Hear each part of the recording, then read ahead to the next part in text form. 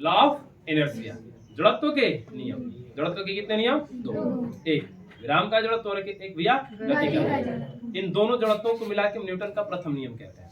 अरे बस समझ में, न्यूटन के प्रथम नियम को हम जड़त्व का नियम कहते हैं। जड़त्व कितने प्रकार का होता है? दो प्रकार। एक विराम का जड़त्व और एक गति का जड़त्व। विराम का जड़त्व क्या होता है? तो जब कोई वस्तु विराम में होती है तो हमेशा किसमें रहना चाहती है? विराम में ही रहना चाहती है, जब तक कि उस पर हम कोई बाह्य बल लगा के उसकी स्थिति को परिवर्तित न करें। और दूसरी बात, अगर कोई वस्तु गति की अवस्था में है तो किसमें रहना चाहती है? गति में ही रहना चाहती है, जब तक कि उस पर हम कोई बाह्य बल लगा के उसकी अवस्था को परिवर्तित न करें। आइए इसका हम देखते हैं एग्जाम्पल।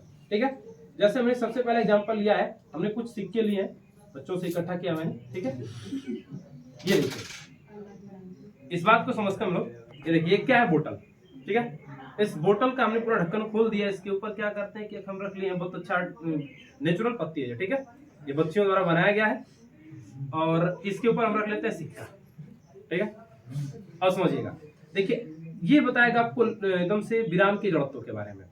अगर हम इस सिक्के को और इस पत्ती को आराम से अगर मूवमेंट कराएंगे तो सिक्का और पत्ती दोनों एक साथ मूवमेंट कर रहा है। ठीक है, लेकिन अगर हम क्या करेंगे कि अगर इस पत्ती की स्थिति में हम एकाएक परिवर्तन कर दें, मतलब इसको अचानक हम गति की अवस्था में लाएंगे, तो सिक्का और पत्ती भी फिलहाल विराम अवस्था में है, लेकिन जब हम पत्ती को हम गति की अवस्था में लाएंगे तो होगा क्या कि पत्ती तो गति की अवस्था में आ जाएगा, लेकिन जो सिक्का है वो अभी भी किस अवस्था में रहेगा?